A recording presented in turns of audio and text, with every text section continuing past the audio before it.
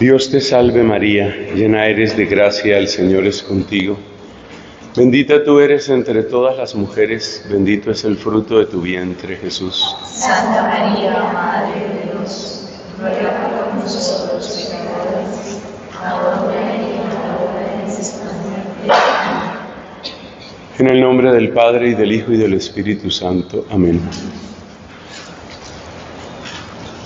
La parte más complicada de la mundanización es que casi siempre la victoria sobre la mundanización es encontrar la medida justa. Observemos lo que Cristo dice en el Evangelio, haciendo una oración al Padre Celestial en Juan capítulo 17, dice: no te pido que los saques del mundo, sino que los preserves del mal. Y por eso esa frase que hemos oído tantas veces, en el mundo, pero sin ser del mundo. Y ahí está todo el drama de la mundanización. En el mundo, pero sin ser del mundo. En el mundo porque necesitamos cosas que debemos recibir de otras personas, que debemos recibir de sistemas económicos, que debemos recibir de donantes imperfectos, pero generosos. Entonces estamos en el mundo, necesitamos eso, necesitamos de lo que el mundo nos da. Y también estamos para servir a ese mundo y necesitamos aprender lenguajes que sean comprensibles. Necesitamos estrategias de comunicación que lleguen a las personas. Entonces no podemos aislarnos completamente. Si formamos una secta que solamente habla su propio lenguaje y que vive allá en su propio mundo, pues no estamos sirviendo al Evangelio. Si hacemos nuestro propio mundo, entonces no estamos sirviendo al Evangelio. Además, aunque hiciéramos nuestro propio mundo, también en ese propio mundo vuelven y aparecen los mismos rasgos de la mundanización. Un padre de mi comunidad decía que la vanidad se puede colar por todas partes, hasta en el cuidado de la barba de un ermitaño.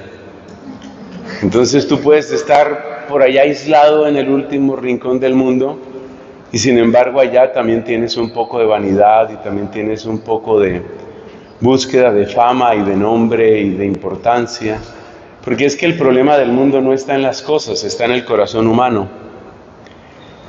Entonces todo el drama de la mundanización está en eso, en el mundo pero sin ser del mundo, y por eso todo el drama de la mundanización tiene que ver con una continua purificación del corazón, que es en lo que vamos a insistir en nuestra última predicación, si Dios quiere, más adelante. Todo el drama de la mundanización está en la purificación del corazón, en encontrar la medida justa.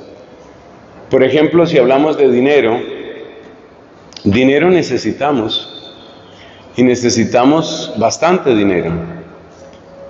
Y se puede contar ese dinero en moneda colombiana, se puede contar en muchos millones, necesitamos muchos millones. Pero ¿cuántos son los millones exactos que necesitamos para que no empiece a volverse un fin? La búsqueda de dinero no sea un fin, sino que sea simplemente una especie de medio, para que los fines no se vuelvan los medios no se vuelvan los fines.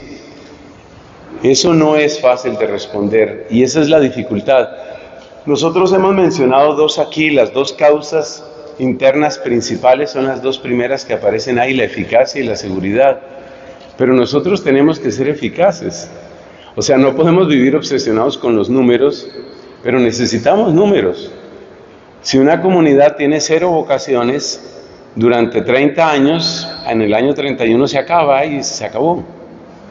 O sea, sí necesitamos vocaciones, pero obsesionarnos solo en tener seguidores y número tampoco es bueno. Entonces, ¿cuál es la medida? El problema de la mundanización es el problema de la medida. Y ese problema no es fácil.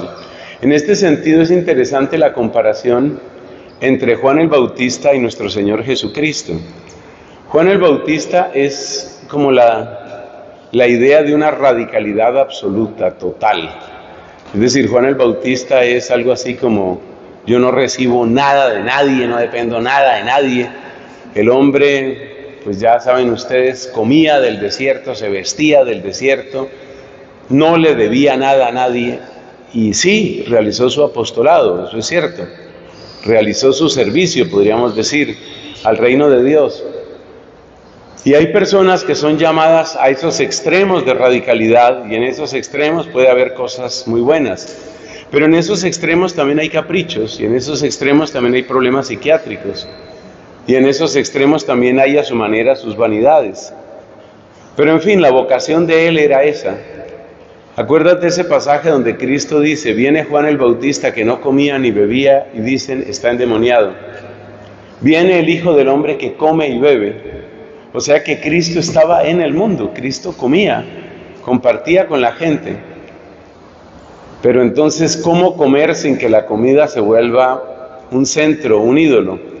¿Cómo compartir con la gente sin depender demasiado de la gente?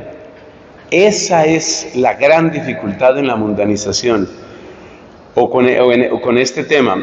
Y por eso la única respuesta siempre es buscar la medida, estar muy, muy atentos, en lo cual, repito, insistiremos en nuestra última predicación. Por ahora hablemos de otras causas internas de mundanización. La comodidad nos mundaniza. Y el problema de la comodidad es que no tiene límite.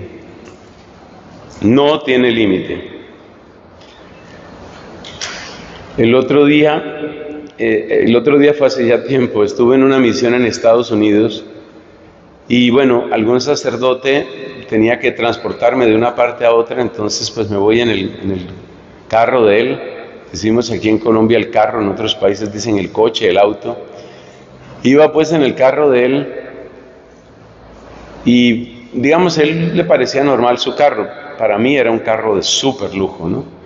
Entonces es un carro que tiene temperatura para la espalda, temperatura para las piernas, puedes acomodar la dureza del cojín, tiene memoria en el cojín, en tu asiento, entonces tú acomodas exactamente el ángulo, la temperatura, que ya estés, como dicen en México, que ya estés a gusto y grabas eso en la memoria, de manera que cuando te vuelves a subir, pichas un botón y el carro queda exactamente a tu temperatura, queda todo como debe ser. Tiene temperatura para el conductor o para el chofer, decimos aquí, temperatura para el copiloto, temperatura para los pasajeros. O sea, yo me sentía así como en una pequeña nave espacial. Una cosa increíble. O sea, para el Padre eso era lo natural, ¿no? Él no sentía que estuviera en un carro de superlujo, porque hay carros que son todavía mucho más lujosos. Lo que te quiero decir es que la comodidad no tiene límites. No tiene límites. Una amiga mía trabaja en este asunto de hotelería y turismo. Entonces ella me hablaba de una cierta cadena de hoteles donde ella estuvo trabajando. Ellos no compran colchones aquí en Colombia. Todos los colchones los tienen que traer de Estados Unidos de una única fábrica. Cada colchón puede valer 8 o 10 millones de pesos. Ese es el colchón para la habitación regular. Colchón que vale 8 millones de pesos. Evidentemente las personas que utilizan esos colchones, si le pones en un colchón de 1 millón de pesos, pasa pésima noche. ¿Por qué? Porque la comodidad no tiene límites. ¿Dónde pones tú el límite en tu comodidad? Y esa es una gran pregunta, porque esto nos va apuntando a cómo el tema de la mundanización hay que resolverlo en primer lugar en el corazón de uno. Piensa, por ejemplo, en los temas de aseo y belleza. El siglo pasado, cuando yo era joven, los shampoos, esto para el cuidado del cabello, había como tres o cuatro tipos de shampoo, era lo que había. Ahora hay shampoo absolutamente para todo. Si usted tiene el cabello así, si su cabello es un poco graso pero es quebradizo, si su cabello es de color claro, si su cabello pasa mucho tiempo al sol, si su cabello... Entonces son estantes y estantes, y eso también nos va acostumbrando a nosotros. En mi época había como 2 o 3 cremas dentales, ahora tienes no sé cuántas cremas dentales para todo. Y uno sabe que en parte eso es mercadeo, en parte es servicio a la gente, en parte es necesidad. Así, por ejemplo, yo duré muchos años sangrando, temas de sangrado de encías, pero muchos años con problemas de sangrado de encías, hasta que conseguí una crema que sirve para controlar eso, se acabó el problema del sangrado de las encías. Pero lo que te quiero decir es que eso no para nunca, eso no para nunca, y después de que tú estás totalmente cómodo, entonces hay que poner cómoda a tu mascota. Entonces ahí viene el problema de las mascotas, que es un tema increíble. Es decir, entonces ya está el spa para mascotas, cómo mejorarle el aliento al perro. Yo creo que hay perros que tienen mejor aliento que la mayor parte de la gente. Y entonces que el perro tenga buen aliento, mejor dicho, si tú duermes en tu cama con el perro, el problema es que se infecte el perro. Porque son perros que están en un nivel tan supremamente alto, y eso no para en ninguna parte, eso no para, y no para porque mientras haya gente que tenga dinero para pagar, van a seguir saliendo cosas más y más y más sofisticadas, y ya no saben qué hacer. Entonces hay celulares recubiertos en carcasa de oro, y ya salen relojes que tienen diamantes de no sé cuánto, y así sucesivamente. Esto de la comodidad, que puedes poner ahí la comodidad y el lujo, esto evidentemente nos mundaniza, evidentemente. Y de nuevo, la única solución es una especie de autovigilancia que tiene que ser personal y tiene que ser comunitaria. En la misma línea va el tema del gusto. Hay que ser cada vez, los gustos se van cada vez refinando más. El gusto en la comida, el gusto en el vestido, ya iba a decir la vestida, el gusto en el vestido, el gusto, todo tiene que ser exactamente como tú quieres.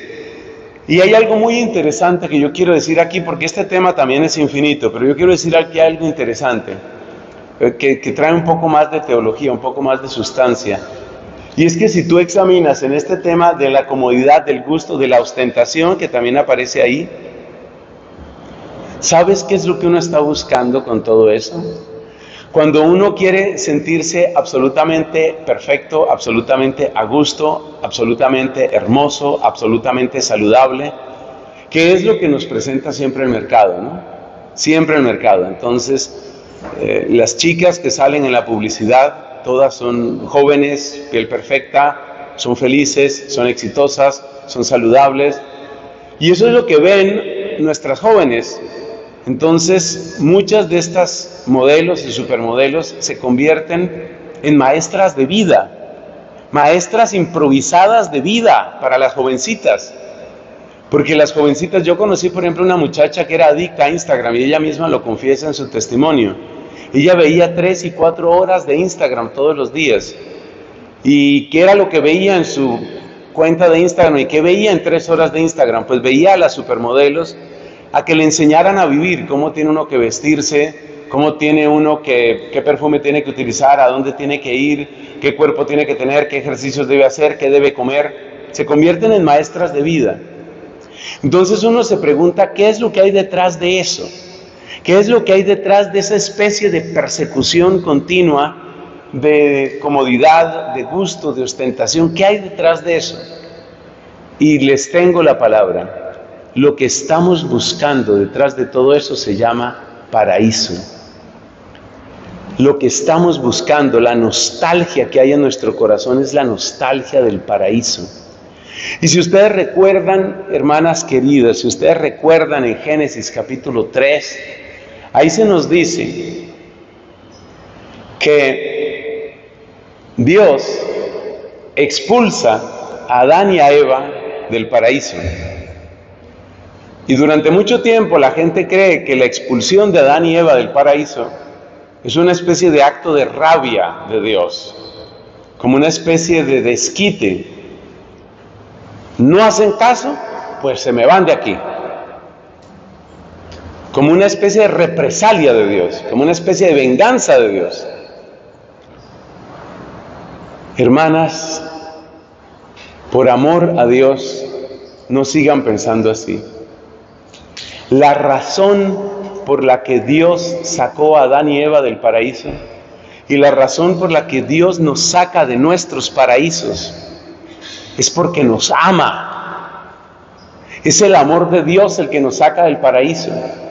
Y cuando el mundo intenta construirnos paraísos, por favor recuerden esta frase que he repetido muchas veces. La serpiente no salió del paraíso. Todo paraíso tiene su serpiente. Por eso decía el Papa Francisco al comienzo de su pontificado, la corrupción de las comunidades siempre empieza por la riqueza y la comodidad.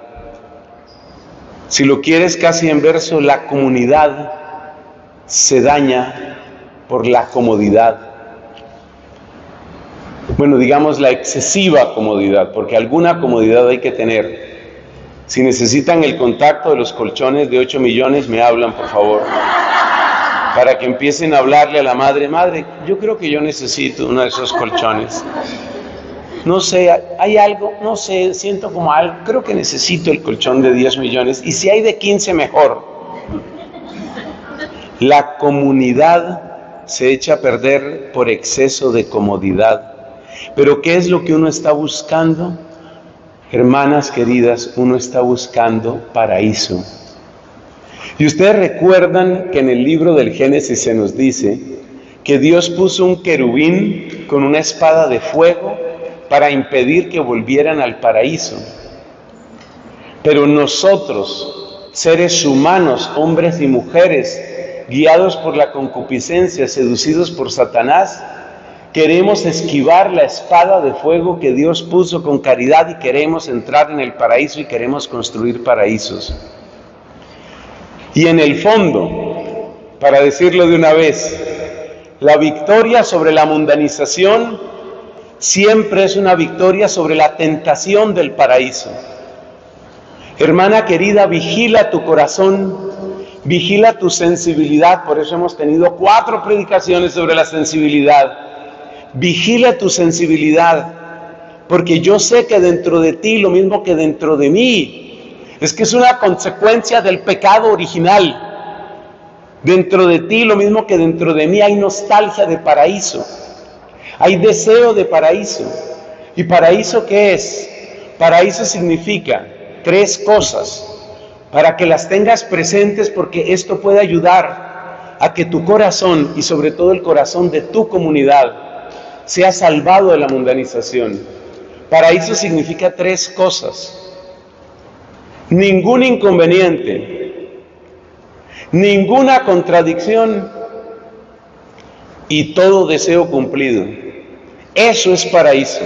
Le repito, escriba que le conviene, ningún inconveniente, ninguna contradicción, que nadie me contradiga, y todo deseo cumplido. Eso es el paraíso. Y eso es lo que nosotros buscamos cuando queremos el colchón perfecto, con el vestido perfecto, con el shampoo perfecto, con el desayuno perfecto, con la playa perfecta, con la amante o el amante perfecto. Cuando queremos que no haya nada que estorbe la satisfacción de nuestro yo, porque en el fondo lo que estamos buscando en el paraíso es eso. Lo que estamos buscando son esas 3 cosas. Por favor, tenlas presentes porque pueden salvarte. Claro, yo predico esto y quiero que sean mis oídos los primeros que escuchen. Porque ustedes no crean que yo estoy hecho de una cosa distinta. Ustedes y yo estamos hechos del mismo barro. Ustedes y yo estamos sujetos a las mismas tentaciones. Y ten presente una cosa.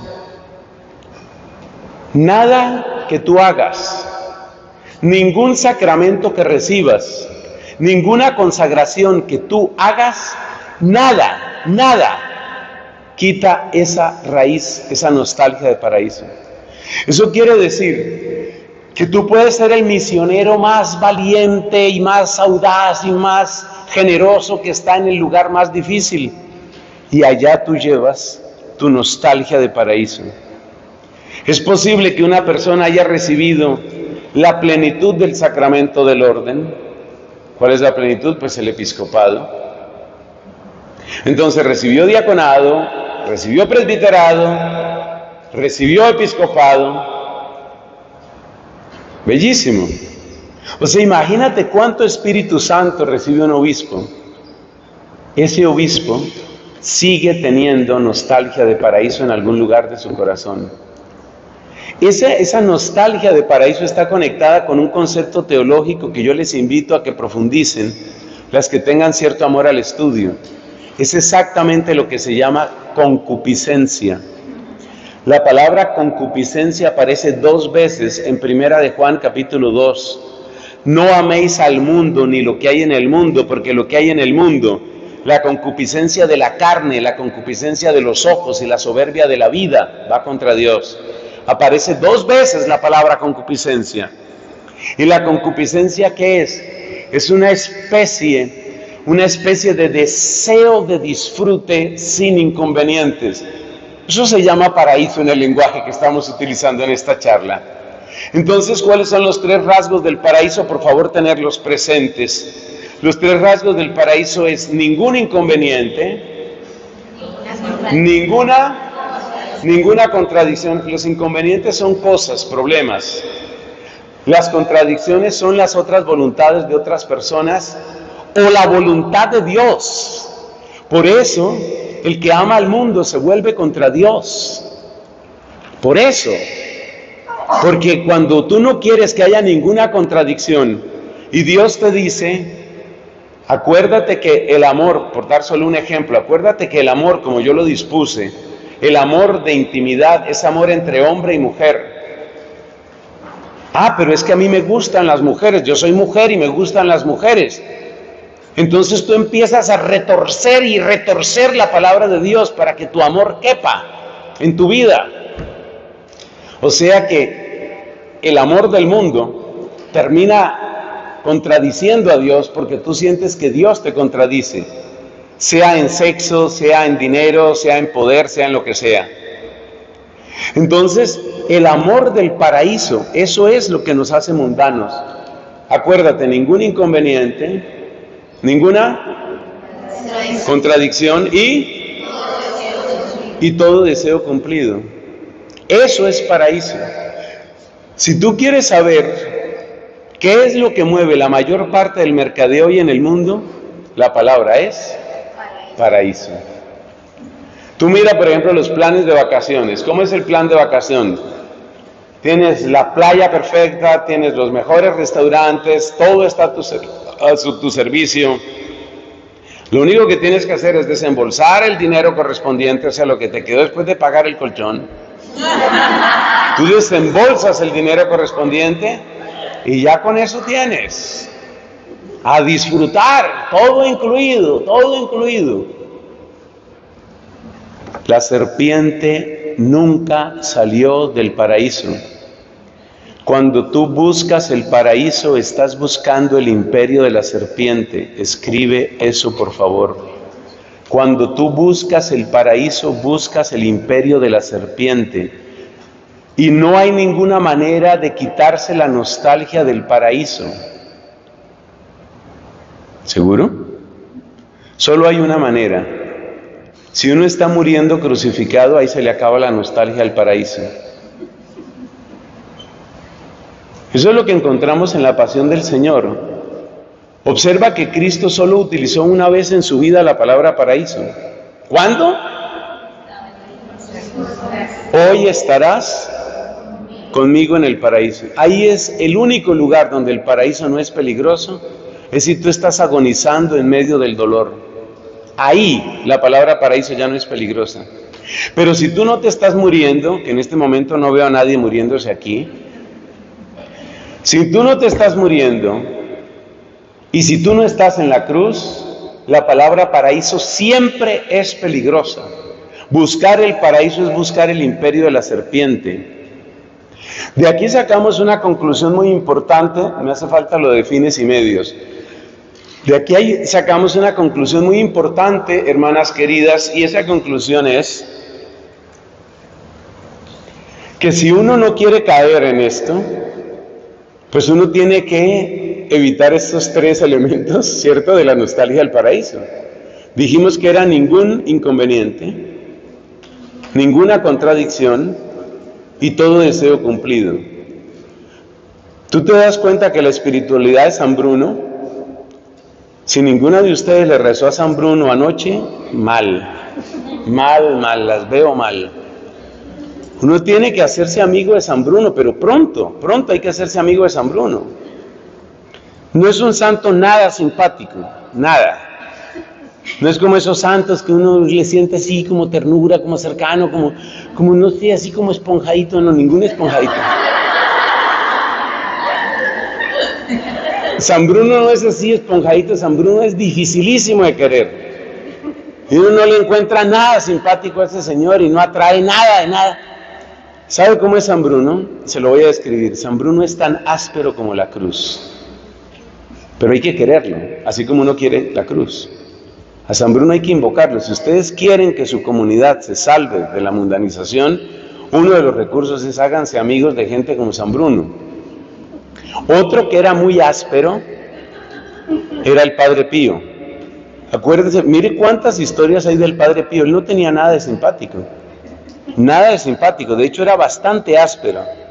Otra persona que era bastante brusca y bastante áspera era su amiga Santa Faustina Kowalska.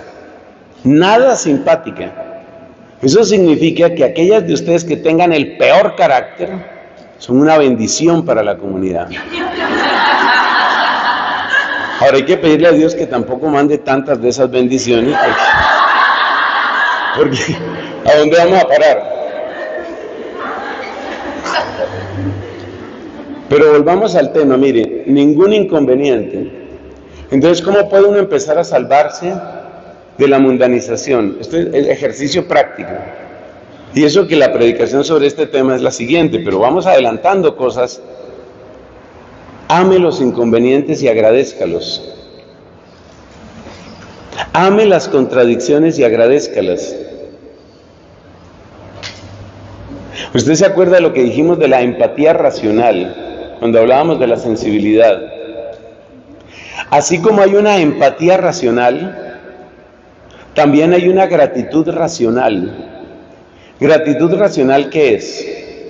Gratitud racional es que usted quería algo que le parecía lo mejor que se puede hacer, esto es lo mejor que se puede hacer en el mundo, esto es lo que tiene que suceder, y no sucede. Y usted siente frustración, y usted siente decepción, y una parte de usted siente rabia. Tanta rabia que usted siente, en este momento yo mataría y comería al muerto. O sea, usted siente realmente mucha rabia. En ese momento en el que usted siente mucha rabia, aplique la gratitud racional. Le repito, así como existe la empatía racional, existe la gratitud racional. Mire, con todos los problemas y defectos y pecados que yo tengo, yo sé que esto funciona y yo sé que esto le hace bien a uno. Darle gracias a Dios. Darle gracias a Dios. No entiendo, no me gusta, no es lo que yo quería, no es lo lógico, no es lo racional, no es lo que a mí me gustaba, me siento frustrado. Te doy gracias, Señor. Esa es gratitud racional. Te doy gracias sin entender. Acuérdese lo que dice el apóstol San Pablo: den gracias al Señor en toda circunstancia, y lo decimos en todas las misas, póngale cuidado. Demos gracias al Señor nuestro Dios, es justo y necesario, responde la asamblea. Dice el sacerdote, este es casi el párrafo introductorio igual en todos los prefacios. En verdad es justo y necesario. Y ahora mire lo que sigue. Es nuestro deber y salvación darte gracias siempre y en todo lugar. Señor Padre Santo, Dios Todopoderoso y Eterno, es nuestro deber. ¿Y qué más dice? Salvación. ¿De qué nos salva ese deber? Ustedes que asisten a misa todos los días y a veces más de una vez al día, esas cosas hay que meditarlas. Uno todos los días oye que el Padre dice: Es nuestro deber y es nuestra salvación darte gracias siempre y en todo lugar, Señor Padre Santo, Dios Todopoderoso y Eterno, porque al crear al hombre, o cualquier texto que siga en el prefacio. Si usted está oyendo eso, por favor, medite lo que oye. Ahí dice, es nuestro deber y salvación. Deber y salvación. Y usted tiene que preguntarse, ¿por qué es mi salvación eso? ¿Y eso qué es? Darte gracias siempre y en todo lugar. Siempre, ¿qué quiere decir? También cuando haya inconvenientes, también cuando haya contradicciones, también cuando mis deseos no se cumplan. Ahí también tengo que dar gracias. Entonces, los que han hecho el posgrado en santidad, la gente que ha hecho posgrado en santidad lo deja asombrado a uno. Estoy pensando, por ejemplo, en un San Martín de Porres. Estoy pensando en los mártires. Les comentaba cómo los mártires, cuando recibían la sentencia, decían: demos gracias a Dios. Cipriano, condenado a muerte, demos gracias a Dios.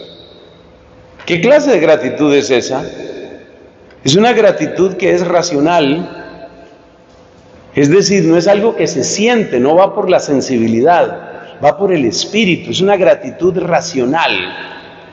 Eso se dice en griego logikés, es una gratitud según el logos. Esa es la mejor palabra, gratitud según el logos. Porque uno dice gratitud racional y se siente como si fuera solamente algo intelectual. Es gratitud según el logos, es gratitud según el neuma, es gratitud en el espíritu. Estás condenada a muerte. Tu sentencia se ejecutará en 2 o 3 días. Demos gracias a Dios. ¿Cómo puede decir demos gracias a Dios? ¿De qué me está salvando esa condena a muerte? ¿Por qué tengo que dar gracias? Mira, en el momento en el que tú seas condenada a muerte, tienes certeza de que nunca habrá paraíso para ti. Y eso es lo mejor que te puede suceder. Porque el que sale del paraíso, por eso Dios sacó a Adán y Eva del paraíso, el que sale del paraíso, sale del imperio de la serpiente. El que busca el paraíso, busca la boca de la serpiente, busca los colmillos de la serpiente. El que busca el paraíso, busca los colmillos de la serpiente. Por eso los santos huyen del paraíso. Por eso cuando llega la contradicción dicen, demos gracias a Dios. Por eso cuando llega la sentencia a muerte, demos gracias a Dios. Cuando iban a quemar a San Policarpo, cuya fiesta es el 23 de febrero, si no me falla la memoria, cuando iban a quemar al santo obispo Policarpo, que fue discípulo directo de San Juan el Apóstol, cuando lo iban a quemar, la gente, los verdugos, querían atarlo a la columna. La manera de quemarlo era que lo ataban a un poste, ponían una cantidad de leños y entonces pues encendían eso y la persona moría medio asfixiada y por supuesto quemada. Entonces ya tenían los leños estos puestos alrededor y lo iban a atar a ese polo, a ese palo, ya lo iban a atar a él y él dijo, no hay necesidad de que me amarren. Policarpo tenía algo más de 80 años cuando lo fueron a quemar vivo y así murió, ¿no? Entonces Policarpo dijo estas palabras. Oiga esta belleza de palabras de Policarpo. El que me dio la gracia de morir por él, la gracia, impresionantes, ¿eh? El que me dio la gracia de morir por él, hará que permanezca inmóvil con las llamas. Luego sucedieron varios milagros en la muerte de Policarpo. Por ejemplo, las llamas no se abalanzaron sobre el cuerpo de él, sino que primero hicieron como una especie de flor alrededor de él, como una especie de círculo alrededor de él, antes de caer sobre su cuerpo. Y todo el mundo vio ese espectáculo y le impactó muchísimo. Entonces, ahí te das cuenta qué es lo que hay detrás de la comodidad, el gusto y la ostentación. Puro paraíso. Puro paraíso. Y el paraíso es el imperio de la serpiente y yo no quiero paraíso.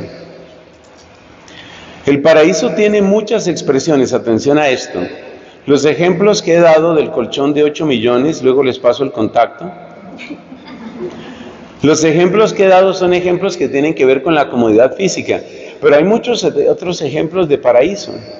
Porque el problema es que acuérdate que la serpiente es astuta, nos lo advierte la Biblia.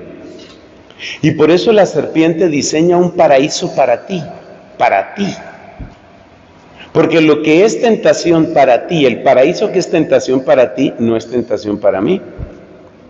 Por ejemplo, hay gente a la que le encantan los placeres del cuerpo, les gusta eso, la comodidad, la comida finísima, los perfumes carísimos, la ropa elegantísima.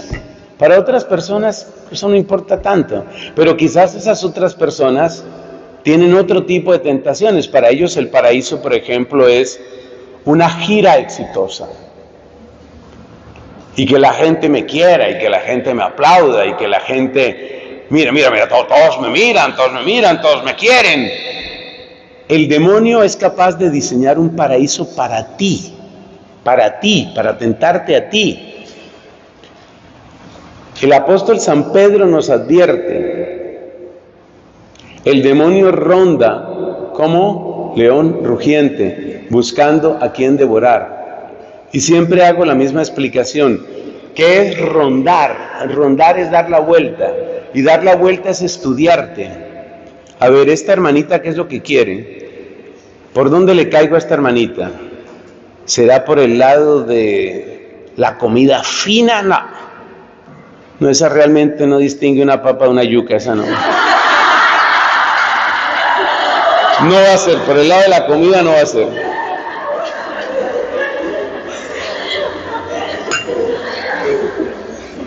Por el lado de los perfumes finos, tampoco. Ella con estar aseadita, con eso tiene, eso no. Por ese lado no le cae. ¿Por dónde le caemos? ¿Qué es lo que le sube a ella? Acuérdese las famosas sustancias aquellas, ¿no?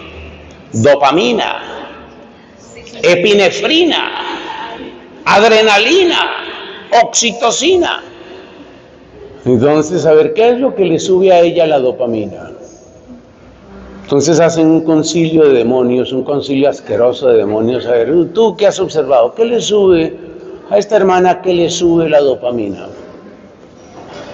Pues estuvieron dando un concierto y esta hermana tenía unos niveles de dopamina muy arriba. Ah, qué interesante. ¿Tenemos más datos sobre eso? Sí, le encanta. Le encanta que la miren, le encanta que la escuchen, le encanta gobernar una asamblea, le encanta. ¿Tienes medidas sobre la dopamina? Sobre 100 sus niveles siempre están arriba de 90 cuando está en concierto. Muy interesante. Entonces, ¿cuál es el paraíso? Para esa hermanita el paraíso no es comidas finas ni perfumes finos. El perfume va, ¿cómo es? El paraíso para ella es la gira exitosa. Aquí va ella, en concierto. La hermana en concierto. ¿Cómo se llama la hermana? No sé, Tremebunda en concierto. Y ella va y recorre y la gente la aclama y las ventas crecen y la dopamina a tope. Ya la tenemos agarrada. ¿Ves? Paraíso. Por eso uno tiene que estar muy atento al tema del paraíso, pero muy atento al tema del paraíso. Bueno, terminemos sobre las motivaciones internas. En las motivaciones internas está también el problema de los cambios de los fines por los medios o de los medios por los fines. Eso es más difícil de explicar, a ver que el Espíritu Santo me ayude. Mira, ¿en qué consiste el problema ese? A mí lo que se me ha ocurrido para explicarlo es el tema de la formación sacerdotal. Yo creo que ese ejemplo es que como he tenido varios retiros, no sé si ya lo dije aquí. Si ya lo dije aquí, ustedes ténganme paciencia y digan gracias a Dios. Miren, la iglesia quería en el Concilio de Trento que nosotros los sacerdotes estudiáramos filosofía. La filosofía es un medio que sirve para muchas cosas. Sirve para estructurar mejor tu capacidad de razonamiento, de deducción, para detectar la mentira, para estructurar tu discurso. La filosofía te hace mucho bien. Además, las distintas corrientes filosóficas suelen tener un impacto bastante grande en la sociedad. Por consiguiente, si tienes unos buenos estudios filosóficos, eso te ayuda a comprender mejor el tiempo en el que vives y cuáles son los adversarios de la fe a los que tienes que enfrentar. O sea, la filosofía es útil. Pero la filosofía es un medio. Gracias por responder. Nadie me ha respondido. Pero hasta ahora no ha fallado que siempre alguien responde. Man que sea. Una sola. Bueno, la filosofía es un medio. Entonces supongamos que yo soy un sacerdote. Bueno, eso no hay que suponerlo. Entonces, si yo soy un sacerdote y estoy estudiando, ¿cierto? ¿Yo para qué me hice sacerdote? Pues me hice sacerdote para servir a Dios y al pueblo de Dios. Para eso yo soy sacerdote. Bueno, pero hay un medio dentro del gran conjunto de la formación sacerdotal. Hay algo que es un medio para la formación del sacerdote. Ese algo se llama filosofía. ¿Qué pasa si yo empiezo a meterme en ser cada vez el mejor filósofo, conocer, quiero profundizar un poco más sobre esta tendencia filosófica, necesito otros 48 libros de filosofía, no tengo tiempo para confesar porque estoy estudiando mucha filosofía, la misa, bueno, cuando se pueda se celebra porque tengo que estudiar filosofía, me van a cambiar de parroquia, no, mira, mejor que me manden de vicario donde no haya que trabajar porque tengo que estudiar filosofía. Estoy convirtiendo lo que era un medio en un fin. Y eso pasa en todas partes. Por ejemplo, ese aparato es de lo más peligroso que hay, ese aparato que tienen ahí, guitarra creo que se llama. Porque la guitarra es para ayudar a evangelizar. Pero a usted la guitarra se le puede volver un fin. Porque usted empieza a trabajar en la guitarra y ser la mejor guitarrista y encontrar nuevos ritmos y tengo que estudiar mucha guitarra y necesito mucha guitarra, por favor no me vayan a quitar la guitarra, necesito guitarra, denme otra guitarra. Usted está convirtiendo lo que era en un... Exactamente. Entonces uno se pierde, uno se le olvida qué es lo que está buscando. La gran pregunta de San Bernardo, de San Benito, de San Agustín, la gran pregunta a los que entraban a la comunidad era, quid queris, ¿qué es lo que estás buscando? Y esa pregunta uno tiene que mantenerla viva. En este retiro hemos puesto un par de frases por ahí, estas que ustedes tienen acá, un par de frases públicas. Pero yo quisiera que en algún lugar personal, en algún lugar suyo, usted mantuviera viva esa pregunta. Yo la formularía de este modo, en este momento. ¿Yo qué estaba buscando cuando vine a esta comunidad? ¿Yo qué estaba buscando? Quid queris. ¿Qué es lo que buscas? ¿Qué es lo que realmente quieres? Porque ahí uno se mundaniza. Porque claro, si yo lo que necesito es ser el mejor guitarrista que ha parido Latinoamérica, entonces en mi afán de ser el mejor guitarrista, entra el mundo en mí. Entonces ya no me interesa la conversión de los guitarristas ni convertir a través del ministerio de la guitarra, lo que me interesa es que mi guitarra suene como no ha sonado guitarra en esta tierra. Es que yo quiero ser el mejor filósofo, es que yo quiero ser el mejor sociólogo, es que yo quiero ser el mejor abogado. ¿Ves? Entonces date cuenta cuáles son los problemas. El problema está en que uno, sin darse cuenta, empieza a cambiar lo que era un medio, lo vuelve un fin. Y por eso una pregunta que uno tiene que hacerse, por ejemplo, en el examen de conciencia de la noche, una pregunta que uno tiene que hacerse es, hoy cambié los fines por los medios, o lo contrario, los medios por los fines. Hoy cambié los fines por los medios. Estoy siendo fiel a la pregunta esa que yo quisiera que ustedes escribieran. ¿Yo qué vine a buscar? ¿Yo a qué vine cuando llegué a esta comunidad? ¿Yo a qué vine? ¿A qué vine? Eso tiene que ver con un texto del Apocalipsis que espero que ustedes hayan leído cuando les recomendé que lo leyeran. Has perdido el amor primero. ¿Qué significa perder el amor primero? Esto, que uno se va desviando, uno va entrando a la deriva, va cambiando y se extravía. Motivaciones externas o impulsos externos hacia la mundanización. Todo esto que he descrito, en parte en la predicación pasada y en parte en esta predicación, son cosas que suceden dentro de ti, como también suceden dentro de mí, como también suceden dentro del Papa, como también suceden dentro de un ermitaño, como también suceden dentro de un obispo. Acuérdate que nosotros no podemos liberarnos de esa mala tendencia, lo que podemos es vencerla. La mala tendencia va a estar siempre. Qué feo eso, carayola. O sea, créanme que yo quisiera poder decirles otra cosa, pero la mala tendencia es lo que se llama concupiscencia. Por eso les dije que por favor investiguen sobre la concupiscencia.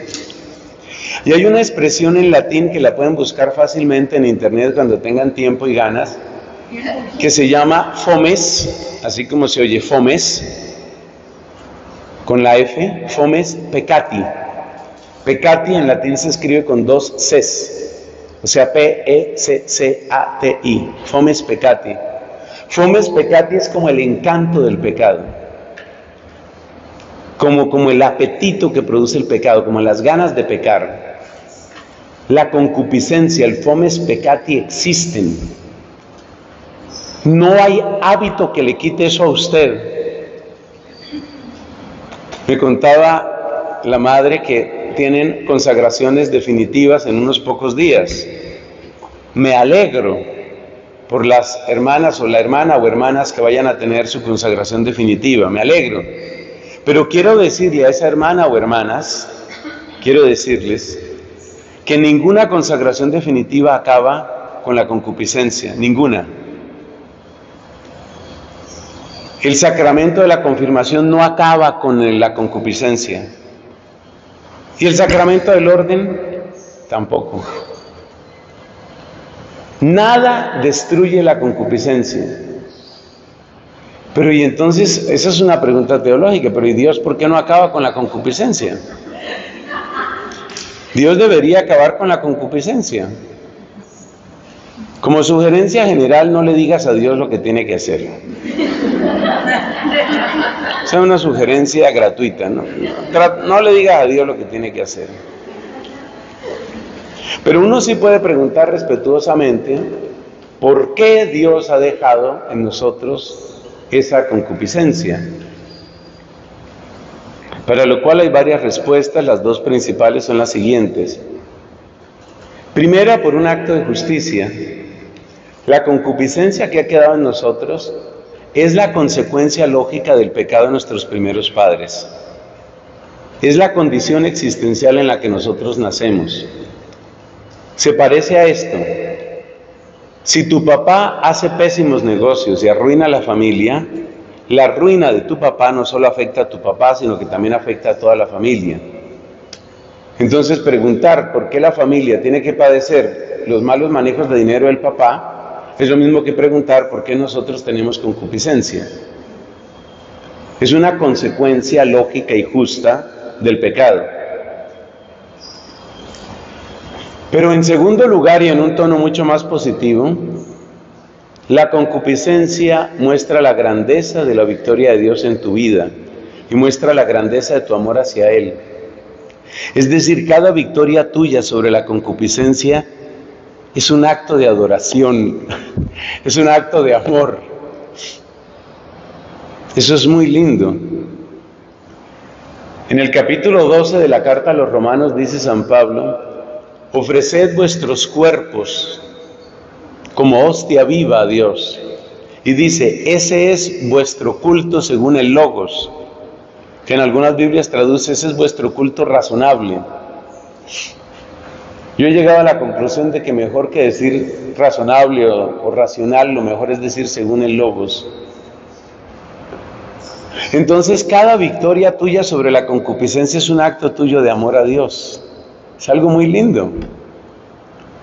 Entonces, aunque la concupiscencia es algo desagradable y es algo que empuja hacia el pecado, cada victoria sobre la concupiscencia es un sello del amor de Dios en ti, y cada victoria sobre la concupiscencia es un regalo de amor que tú le das a Él. Se pueden ofrecer muchísimos regalos de amor a Dios venciendo nuestra concupiscencia. Muchísimos regalos de amor a Dios. De hecho, tú puedes volver tu día entero, tú lo puedes volver ofrenda tras ofrenda de amor a Dios, venciendo tus distintas concupiscencias. Lo importante es que sea una victoria sellada por el amor, no por la represión. Porque si tú vences tu concupiscencia como una especie de represión, como una especie de control de la sola voluntad, eso se llama pelagianismo, lo denuncia el Papa Francisco, eso se llama pelagianismo, y eso es idolatría de la voluntad, y eso no resuelve el problema porque hace crecer cada vez más el yo. Pero las victorias sobre la concupiscencia realizadas en humildad y con amor son ofrendas muy grandes. Nuestra querida amiga Santa Teresa del Niño Jesús descubrió ese camino, parte de lo que ella llama infancia espiritual, o lo que se ha llamado infancia espiritual después de la enseñanza de Santa Teresita, es eso, es convertir tu día en una serie de pequeñas victorias de amor. Ella sintió que ella no podía hacer grandísimas penitencias, que ella no tenía fuerzas para hacer grandísimas penitencias. Además, pues, el Señor no la llamó al martirio, pero Santa Teresita sabía cómo volver su día un rosario de pequeñitas ofrendas llenas de muchísimo amor. Y esa es una vida muy bella, y es una vida en la que se vence la mundanización. Yo creo que el camino de Santa Teresita tiene mucho que enseñarnos en eso. Pero bueno, hablemos de las presiones externas hacia la mundanización. La más brutal es la primera, la persecución. La persecución es una presión hacia la mundanización, una presión terrible. Porque la persecución lo que está diciendo es, si no obedeces al poder de este mundo, vas a sufrir terriblemente. Y mucha gente traiciona. Cuando hablamos de los primeros siglos de la Iglesia, siempre se mencionan los mártires, ¿no? Por supuesto que los mártires son un gran testimonio, un tremendo testimonio de amor. Pero ustedes no piensen, por favor, que todos los cristianos de aquella época fueron mártires. Hubo muchísimos que le dieron la espalda a Dios. Hubo muchísimos que renegaron de su fe. Hubo muchísimos que ofrecieron incienso a los ídolos para evitar sufrir. Muchos. En Corea del Sur conocí el caso impresionante de una mujer que era mamá. Cuando se desató a comienzos del siglo XIX, una persecución, lo que yo les diga es poco, cruel, brutal, sin ninguna misericordia, contra hombres, contra mujeres. Lo peor del sadismo se desató contra los cristianos, tanto que junto a una iglesia que se llama la Iglesia de los Mártires, en la cual yo estuve, esa iglesia es muy bonita, tiene forma como de barco, representa a la iglesia que navega hacia Dios. Bueno, junto a esa iglesia de los mártires hay un museo, y en ese museo se conservan algunos de los instrumentos que fueron utilizados para destrozar los cuerpos de los cristianos y las cristianas en la época de la persecución, siglo XIX. Entonces apresaron a una mujer que era mamá, ella tenía a su niño pequeño, y entonces le dijeron: si tú reniegas de ese cristianismo, te dejamos libre a ti y a tu hijo.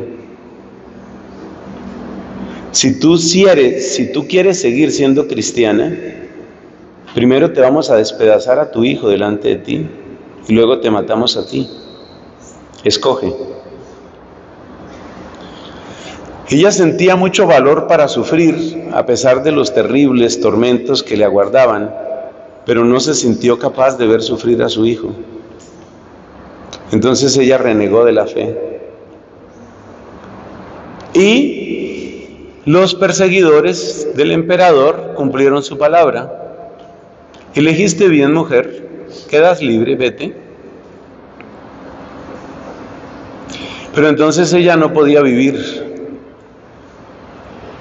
No podía vivir sabiendo que había traicionado a Cristo. Por supuesto, los perseguidores, lo que sucedió en Corea fue terrible, terrible. Los perseguidores tenían informantes y tenían policía por todas partes. Y después de que la dejaron libre a ella, pues la estaban vigilando. Bueno, esta mujer sintió que no podía vivir. Sintió que era peor martirio recordar todos los días que había traicionado a Cristo. Entonces ella volvió a decirle que sí a Cristo. Entonces los verdugos cayeron sobre ella y sobre el hijo. Y como habían prometido, destrozaron al hijo y la mataron a ella. Así se sembró la fe católica en Corea. La persecución logra eso, la persecución logra que mucha gente traicione. A mí me decía un profesor de historia de la iglesia que más de la mitad y que probablemente 2/3 partes de los cristianos en los primeros siglos traicionaron su fe en algún momento. Es muy bonito leer historias de mártires, pero no se nos debe olvidar que mucha gente no fue capaz del martirio. Y esto es bueno recordarlo porque ustedes y yo estamos hechos del mismo barro. Y uno no sabe cómo sería uno ante una situación de esas. Claro, cuando estamos aquí, cuando estamos reunidos y alabamos a Dios y adoramos al Santísimo y nadie nos persigue, la cosa es más o menos fácil. Pero ¿qué decir, por ejemplo, de tantas mujeres santas, tantas mártires de los primeros tiempos, que lo primero que recibían al ser apresadas era una tanda brutal de violaciones de todos los que quisieran violarlas? Ese era el primer tratamiento que recibían las mártires en la época del Imperio Romano. No era que las agarraban y las mataban. Lo primero era humillarlas, y la manera principal de humillarlas era violarlas, peor que a cualquier mujer, peor que a cualquier prostituta, violarlas. Entonces las mujeres que eran cristianas en tiempo de persecución, no era solo pensar en que me van a matar, es que lo primero que van a hacer es eso, someterme a las más asquerosas violaciones por todo tipo de personas. Algunas de esas mujeres murieron durante esas violaciones. Entonces hay gente que no aguanta. La persecución es un mecanismo muy fuerte para mundanizar.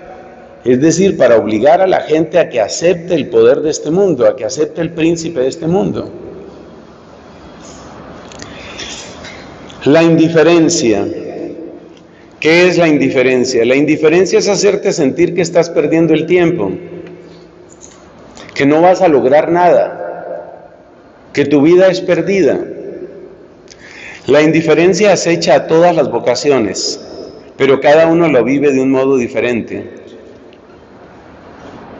Así, por ejemplo, el ermitaño va a sentir que está perdiendo el tiempo. Yo debería estar haciendo otra cosa. Eso va a sentir el ermitaño. Muchos sacerdotes diocesanos sufren terriblemente por esto. Por favor, amen a los sacerdotes y oren mucho por ellos, por nosotros. Porque esto es muy duro. Hay muchos sacerdotes que lo dejaron todo por Cristo, que están tratando de servir a Cristo y que sienten que no avanzan, que no logran nada. O que lo poco que se logra luego se retrocede.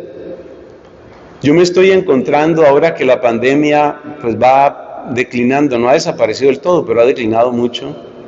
Me estoy encontrando con una cantidad de sacerdotes en un estado de postración anímica muy grande. Muchos sacerdotes sienten que los 2 años de pandemia destruyeron 10 años, 12 años, 15 años de trabajo en su parroquia. Los grupos no se están restaurando en muchos sitios. Y esa sensación de que estás arando en el mar, esa sensación de que estás perdiendo tu tiempo, te produce una frustración, una especie de cansancio del que no te puedes desprender, un cansancio que hace que no quieras intentar nada y que digas simplemente, bueno, entonces voy a disminuir los motores al mínimo y más bien me dedico a lo mío, y viene la mundanización. Algo parecido es lo que sucede con la siguiente expresión que ustedes tienen ahí, se llama la condena a la irrelevancia. La condena a la irrelevancia es uno de los factores más fuertes hoy, que yo sepa, en Europa. ¿Qué significa condena a la irrelevancia? Significa que, a ver, Espíritu Santo, ayúdame. La condena a la irrelevancia significa que lo que para ti es tan importante y es el gran sacrificio de tu vida, para los demás no significa nada, nada. Yo experimenté por primera vez la condena a la irrelevancia hace un poco más de 20 años, cuando empezamos un camino con un grupo de mujeres que actualmente existe, gracias a Dios, y que son consagradas en el mundo. Ellas se llaman las Vírgenes Seglares Dominicas. Entonces, pues las Vírgenes Seglares, como su nombre indica, son mujeres consagradas en el mundo. Como están en el mundo, pues ellas tienen que trabajar, tienen sus trabajos. Ellas no portan hábito, tienen un vestido especial que se llama vestido litúrgico, pero ellas no portan hábitos, ellas van a sus trabajos. Por ejemplo, alguna trabaja en las comisarías de familia allá en Bogotá. O sea que básicamente ante los ojos del mundo ella es ¿qué? Una mujer soltera que trabaja, tiene su trabajo normal. Otras son secretarias o abogadas o así, tienen distintas profesiones. ¿Cómo obra la mundanización en el caso de estas mujeres, que creo que es un ejemplo representativo? La manera como obra es, pues imagínate lo que significa para ellas consagrarse solo a Cristo. Para ellas es un acto de amor, así como para ustedes, que tu cuerpo sea solo para Jesús. Ese es un acto de amor. Pero ¿cómo les habla la gente a ellas? Qué bueno que usted cogió ese camino, porque hoy casarse no vale la pena. Es decir, no miran ni les interesa que el motivo es Cristo, sino simplemente mejor ser soltera. Para el mundo, ellas no son vírgenes consagradas, para el mundo no son mujeres que han amado a Cristo sobre todas las cosas, para el mundo ellas son solteras, que mejor así. Porque de hecho hoy hay muchas mujeres que piensan que es mejor no casarse. Claro, no piensan en no casarse para ser castas ni vírgenes. Muchas de ellas piensan en no casarse, entre otras cosas, para llevar una vida sexual como la quieran llevar. Entonces, ¿tú piensas qué siente una virgen de estas, que le ha entregado todo su cuerpo, su tiempo, su amor a Cristo, pero para el mundo ella es simplemente una soltera astuta, que realmente hizo lo que tenía que hacer? Bien por usted, mejor así, que no se casó. Como está el mundo, mejor no casarse. Bien lo suyo. Eso produce una sensación de irrelevancia, es decir, mi sacrificio de amor no significa nada. Mucha gente nos trata a nosotros los sacerdotes de ese modo. A mí me han dicho en varios lugares, para mí lo suyo es un trabajo, usted tiene un trabajo. Y esta idea se le mete tanto a algunos sacerdotes que entonces miran su tiempo de jubilación como el tiempo en el que ya no ejercen nada del sacerdocio, a duras penas alguna misa el domingo. Yo he conocido en otros países, no sé si aquí eso sucede también, creo que mucho menos en nuestro país, pero en otros países, por ejemplo en Irlanda, en Canadá, en Estados Unidos, he conocido sacerdotes que suspiran por el tiempo de la jubilación. Una vez jubilados empiezan a recibir su dinero y se dedican ¿a qué? Pues a jugar golf. En todos esos países anglosajones les encanta el golf. Entonces a jugar golf. Pero usted es sacerdote, yo ya me jubilé. Es decir, se le entró en la cabeza a ese sacerdote que lo de él es una profesión. Entonces todo el aspecto sobrenatural, todo el aspecto de ofrenda, todo el aspecto de inmolación, todo el aspecto finalmente de amor a Cristo, no importa. Usted es una soltera. Yo me acuerdo mucho una vez que tuve que viajar, estaba yo en Irlanda y tuve que viajar a Hong Kong para una misión. Tenía que hacer escala en Londres. Yo tenía mi visa para pasar por Londres, en esa época se necesitaba esa visa. Y me acuerdo la manera como me trataban en el aeropuerto. Yo creo que pocas veces he sentido tanta indiferencia, frialdad, tanta dureza. De hecho, yo sentí que era más la dureza conmigo por ser sacerdote que con otras personas. Entonces realmente te hacen sentir que tu sacerdocio no vale nada, que tu consagración no vale nada. Que yo trabajo por Dios. A mí lo que me interesa es que tú necesitas, lo mismo que todo el mundo, tú necesitas una EPS, tú necesitas esto, o sea, tu consagración no vale nada. Ese mensaje, tu consagración no vale nada, tu consagración no vale nada, se le llega a entrar a uno en el corazón, se le puede entrar en el corazón. Y cuando se le entra en el corazón, entonces la persona empieza a hablar. La persona empieza a hablar más en términos de derechos civiles, de derechos humanos, y no le interesa el derecho de la iglesia ni las cosas de la iglesia. Simplemente, pues yo soy un ciudadano. Entonces ya hay comunidades religiosas donde las cosas funcionan así. Yo soy un ciudadano y voy a demandar. Yo trabajé aquí tanto tiempo, voy a demandar. Y demandan. Nosotros tuvimos hace unos años el caso de un sacerdote, cuando hubo que removerlo de su cargo porque no quería soltarlo, lo primero que hizo fue demandarnos. Esa es mundanización, pura mundanización. Porque finalmente se le mete a uno el lenguaje que lo religioso no importa, lo espiritual no importa, y lo único que vale es lo que vale ante la ley. Esa es la condena a la irrelevancia y es una presión exterior que se le entra a uno. Donde más hay secularización, como sucede en la mayor parte de Europa, esto se siente más. Y por el contrario, la gente aplaude cuando tú eres infiel. Así, por ejemplo, hay una historia muy triste que cuando uno está fervoroso le hace llorar. La historia de un sacerdote en una parroquia en Suiza. Esto no es inventado, esto es real. Este sacerdote termina la misa de 12 el domingo y le dice a la asamblea: amigos, yo quiero decirles algo porque considero que mi primer deber con ustedes es ser sincero. Hace mucho tiempo yo tengo una mujer. De hecho, ustedes la conocen y quizás algunos sospechaban que ella era mi pareja. Pues sí, es mi pareja. Vamos a decir ahí cualquier nombre, Greta o Lucy o lo que sea. Lucy es mi pareja. Entonces se levanta Lucy, que estaba ahí en la misa que se acaba de celebrar. Lucy estaba ahí. Por supuesto el nombre me lo estoy inventando. Entonces Lucy pasa junto al padre, que todavía está revestido, y dice: pues ella es mi pareja, ella es el amor de mi alma. Yo no entiendo esta iglesia que pretende que nosotros reprimamos algo tan natural como es el amor. Y por consiguiente quiero decirles que mientras la iglesia no cambie,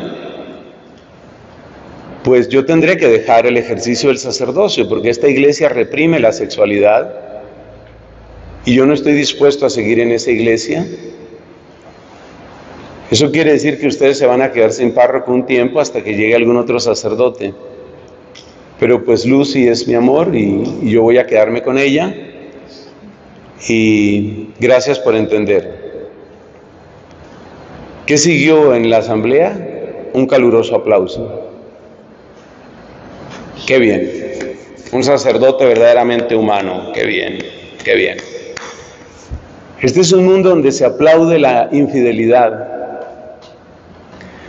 Cuando algún sacerdote, no voy a decir su nombre ni ustedes tampoco, cuando un sacerdote muy famoso y muy mediático aquí en Colombia se retiró porque dijo que estaba cansado, dijo otra palabra más fuerte, estaba cansado de la soledad y que estaba cansado. Ustedes vieran, bueno, tal vez algunas lo vieron, el respaldo masivo a ese hombre. ¡Qué bien! Fuiste sincero, fuiste auténtico, aplauso, bien, bien, bien, fuiste sincero, bien, así es. Y yo leía esos comentarios, se me partía el alma, porque claro, nadie piensa en el dolor de la iglesia, y nadie piensa en la traición a Cristo. Cristo simplemente no importa. Eso se llama irrelevancia. Cristo no importa. Que tú un día le prometiste algo a Cristo y ahora traicionas a Cristo. Un laico le escribía a este sacerdote y le decía: usted prometió algo y no lo cumple. Yo prometí ser fiel a mi esposa, entonces cuando yo cometa adulterio, ¿usted me va a aplaudir a mí? Qué buena pregunta. ¿Usted me va a aplaudir a mí? Por supuesto, eso se quedó sin respuesta. Y se quedó sin respuesta porque esa objeción fue una objeción dentro de un coro inmenso de aplausos. ¡Qué bien el sacerdote! Bien, bien. Salió del closet. Bien. Así tiene que ser. Que todos seamos bisexuales, que todos hagamos lo que se nos dé la hijo de madre gana, que todos seamos como queremos ser, y nadie tiene que oponerse. Ya está. Eso el mundo lo aplaude. Entonces, ¿qué pasa? Que los jóvenes seminaristas ven eso, y que muchos jóvenes sacerdotes ven eso. Entonces ya tenemos en la mayoría de las comunidades religiosas y en una gran parte del clero diocesano, ya tenemos sacerdotes con la misma idea. Yo puedo tener mi Lucy o mi Lucio, o puedo tener lo que yo quiera, que si se llega a saber, pues un día la gente aplaudirá y ya está. ¿Cuál es el problema? En una diócesis donde yo estuve predicando, supe esta historia que me parece escalofriante y que la he contado varias veces, probablemente también con ustedes, pero ustedes son gente paciente y caritativa conmigo.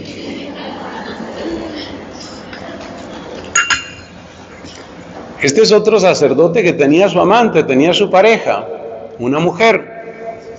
Los rumores llegaron hasta el obispo. El obispo fue a hacerle visita pastoral a esa parroquia. Y abordando el problema, pues le habló directamente a este sacerdote. Esto lo supe yo por el mismo obispo, que obviamente contó la historia sin decir el nombre, aunque supongo que el nombre era conocido de todo el mundo, porque todo esto era muy público. Entonces el obispo contó lo que pasó. Le dijo al sacerdote: oiga, hay rumores persistentes de que usted tiene una amante, una mujer con la que prácticamente vive. Y por lo que yo veo y escucho aquí, usted está viviendo así. Y el hombre, sin ningún sonrojo, le dijo: sí, señor obispo, yo tengo mi mujer. Como es normal, tengo mi mujer. Y yo sé que la iglesia tarde o temprano va a aprobar eso. Pero cuando la iglesia lo apruebe, yo ya estoy muerto. Entonces yo me voy adelantando, señor obispo. Y Cristo, y la iglesia, y la palabra que empeñaste, y toda la gracia que Dios te da para que tú seas fiel, esa gracia a la que le estás dando la espalda en este momento, eso no importa. Eso es irrelevante. Eso es irrelevante, eso no importa. Ese lenguaje se va metiendo y nos vamos mundanizando. La gran mayoría de las comunidades religiosas miran con muy malos ojos el consumo de cigarrillo. Pero hace poco conocí el caso de una comunidad de consagradas. Para sus datos son una sociedad de vida apostólica. Y esta comunidad de consagradas pues tenía dentro de sus estatutos que ellas no fuman. Pero así como hay gente que dice, yo tengo mis necesidades y por eso tengo una amante y me parece normal tener una amante y dejemos la hipocresía y todo el mundo aquí tiene amante y ya se acabó el problema, pues así también estas consagradas también han empezado con eso. El cinismo está entrando de lleno en la iglesia. Hace años hablaba yo con una joven que había caído muy profundamente en el vicio de la masturbación y algo hablábamos al respecto y yo la notaba a ella, bueno, ella tuvo la sinceridad de contar su situación y yo pues le hablaba también al respecto y al principio parecía que más o menos se escuchaba algo, pero después en una conversación me mandó a la porra. Es una de las varias ocasiones en que me han mandado a la porra. Y yo he ido y he vuelto.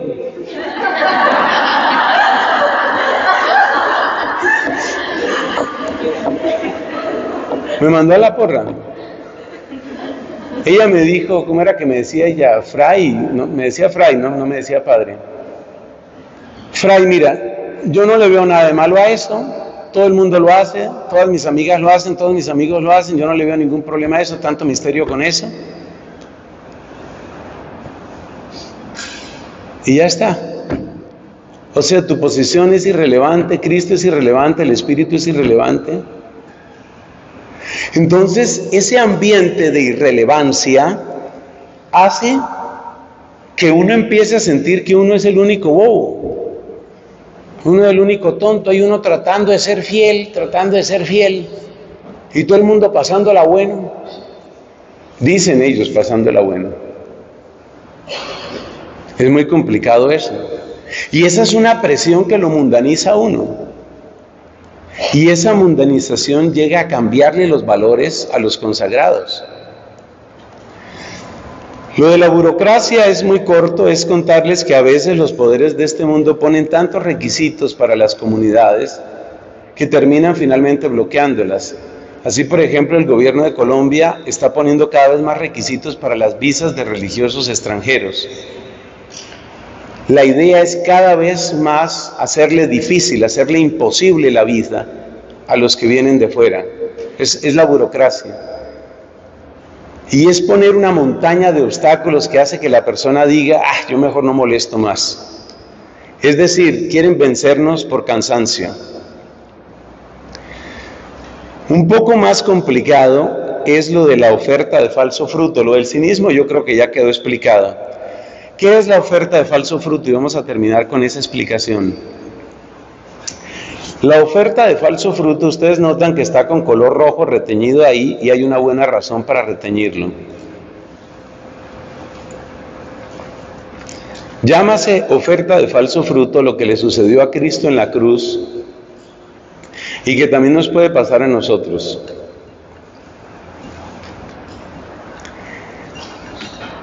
En resumen es esto. Tú recuerdas lo que le dijo el demonio a Jesús en la tercera de las tentaciones. Todos estos reinos son míos, póstrate ante mí y yo te doy todo. Algo parecido sucedió en la cruz. Bájate de la cruz. ¿Y qué? ¿Cuál fue la frase que apareció ahí? ¿Quién la recuerda exacta? ¿Y qué? Y creeremos. ¿Tú qué es lo que más quieres en la vida, Jesús? Despertar fe. Yo te voy a dar esa fe. Pero para darte esa fe, desobedece al Padre. Eso se llama el falso fruto. Traiciona al Padre y te doy lo que tú quieres. Pero lo asombroso de la audacia de Satanás en la cruz es que lo que le promete a Cristo es un bien espiritual. O sea, lo que está haciendo el demonio ahí es rompiendo la Trinidad. Hasta allá llega la soberbia de Satanás, hasta pretender romper la Trinidad. Bájate de la cruz y creeremos. ¿Qué significa eso? Te voy a dar lo que más deseas tú, un bien espiritual, nuestra fe. Te voy a dar eso, pero traiciona al Padre. Eso se llama el falso fruto.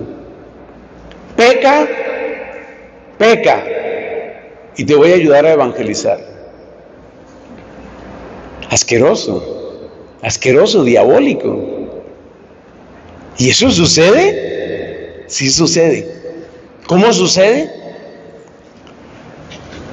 Pues básicamente con el verbo que estamos utilizando, mundanízate.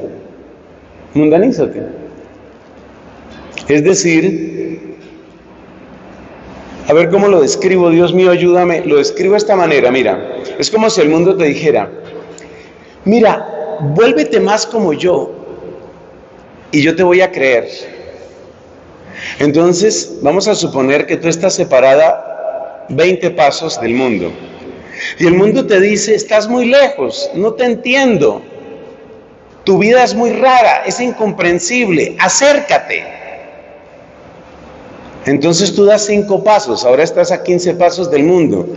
Y el mundo hace el amague, pero no se mueve, y tú ya te moviste 5 pasos. Todavía no te entiendo, acércate. Entonces tú das otros 5 pasos, y no te das cuenta que eres tú la que estás cambiando, y el mundo no se mueve 1 centímetro. Vuélvete como yo para que yo te crea. Eso es el falso fruto. Vuélvete como yo.